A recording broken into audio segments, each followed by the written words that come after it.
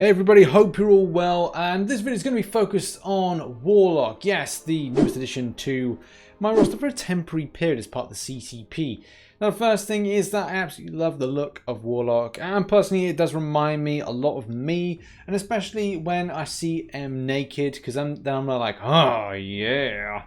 So there's a lot of similarities there first and foremost, but obviously I want to take this as serious as possible. But also it's a good reminder of me on a bad hair day. I actually do that when I run my fingers through my hair and kind of give myself some kind of weird poofed up look. So yeah, again, a lot of similarities there. But again, I should be serious with these videos. But hey ho, whatever. The fact is, the signature ability doesn't look to entice and impress. And there's not a lot of things with this champion that, again, impress from a point of damage output, which, let's face it, nowadays in-game, that is the main thing. Do you debuff a lot and do a lot of damage? Yes, then you're a good champion. Do you hit like an absolute troop or have a synergy that makes you completely outstanding? Yes, then you're a great champion.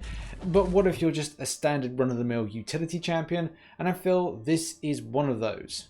With that criticism in mind, where do I see this champion best placed? Well, it looks like a champion really built for Variant 3. You've got power draining, you've got heal blocking abilities, you've got the fact that he is immune to a load of things, which is handy for situations where certain nodes in Variant 3 do say obviously he's going to poison you or bleed you.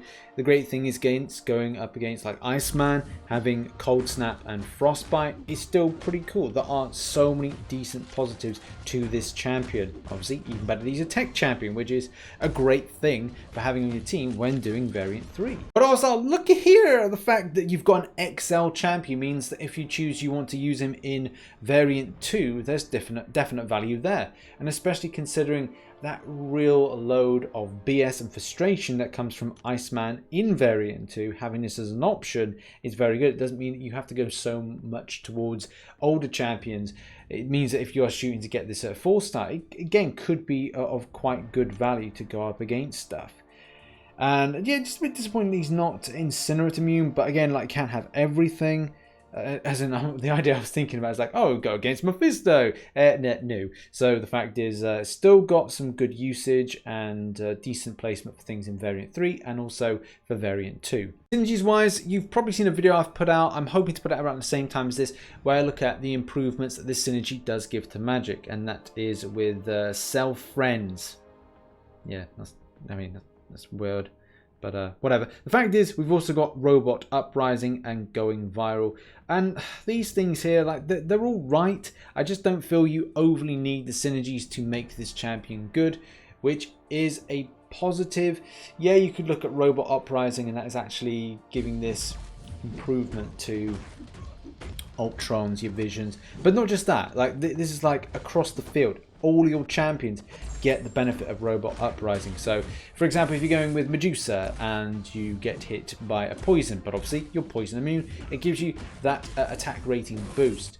And I'll probably run footage over the top where I don't actually see that is doing much of an improvement. And again, I don't know at the point of this video whether or not there is an issue or an error. I just didn't feel that I was in the numbers like doing a lot more than I already did, but maybe I could be completely wrong with that. But Robot Uprising, even though on paper looks like it should be good, didn't really see any great improvement. But again, I could be wrong. But one thing I do like the fact of, like, with self-friends, with the benefits to Warlock, means you can go up against certain champions. Like, well, the days are gone when Hyperion's power gain is there, and it is just really great to see this different option. Yes, it would be class disadvantage, but the fact is you'd get that tech plus when it comes to going up against Hyperion in Variant 3. So there are real decent positives to this, and I think again with Variant 2 there's great usage, so this already is coming to be a great utility champion. And the feedback from the developer is as follows: Warlock builds up infection charges by making contact with the opponent, either attacking or defending. Once enough charges are built up, they convert to a full-on techno-organic virus infection, which heal blocks the opponent and drains their power when they try to heal. Warlock can then use the infection to power drain, shock, and or armor break the opponent. His signature ability deals damage to the opponent whenever they are power drained, and his infection even works on opponents who are immune to debuffs. So yeah, all sounds pretty positive from that point.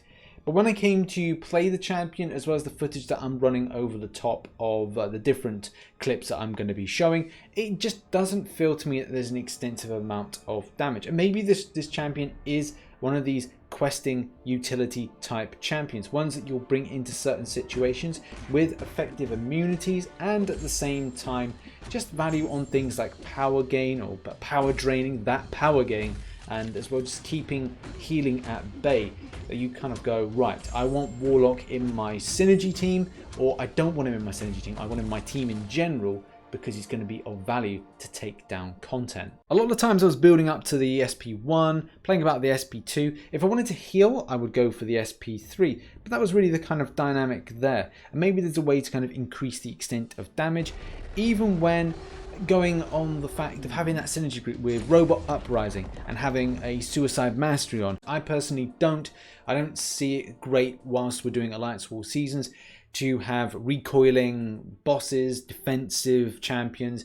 For me, I just don't see the value of it. But again, I could be completely wrong with. I know some people do run suicides still in Alliance War seasons. But again, they have to take the idea that if the node placement's correct, and yes, there could be effective interaction with having debuff effects. There are nodes out there, but that also the other side of things is the recoil damage, which can be really annoying for kind of like being a defensive alliance. But you know, again, difference of opinions on the matter. I think my biggest criticism for this champion is just based on like the extent of damage output, and maybe it's a case like when I first experimented with this champion, I wasn't playing it correctly because it was like 500 hits to get Winter Soldier down. But the extent of degen is not in comparison with others.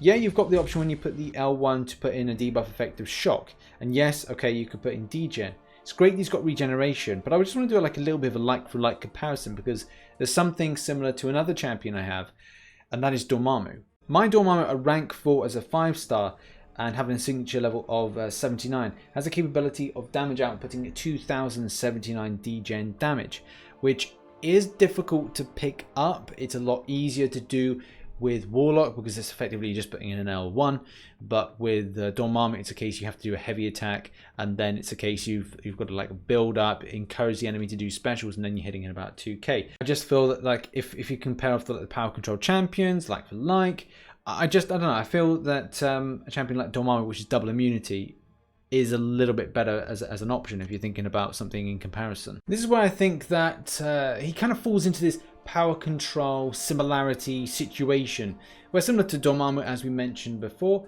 has uses that he does have great usage, and I do love using Dormammu from time to time. However though, the extent of damage is not there. A lot of people would say that Dormammu isn't really up there as a huge damage dealer, and maybe and hopefully in the future that he does get noticed.